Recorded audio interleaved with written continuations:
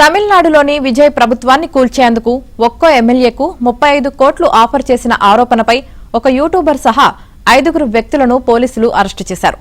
Party మారాలని ఒత్తిడి చేస్తూ తమిళగ వెట్రి కలగం పార్టీకి చెందిన 10 మంది శాసనసభ్యులకు తలా 35 కోట్ల రూపాయలు ఇచ్చేందుకు బేరసారాలు జరిపారన్నది ఆరోపణ.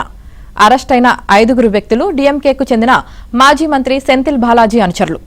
కృష్ణగిరి జిల్లా ఊత్తాంగరై నియోజకవర్గ టీవీకే ఎమ్మెల్యే ఎన్ ఇళయరాజాకు ఇటీవల ఓ యూట్యూబర్ ఫోన్ చేసి ఈ బేరసారాలు జరపడంతో ఆయన greater Chennai police commissioner Amal Raj కు రాతపూర్వకంగా ఫిర్యాదు చేశారు.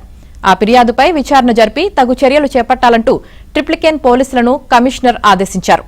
దీనిపై ప్రత్యేక దళం పోలీసులు లోతైన విచారణ జరిపి చెన్నై ఆరుంబాక్కం ప్రాంతానికి చెందిన యూట్యూబర్ను అరెస్టు చేశారు.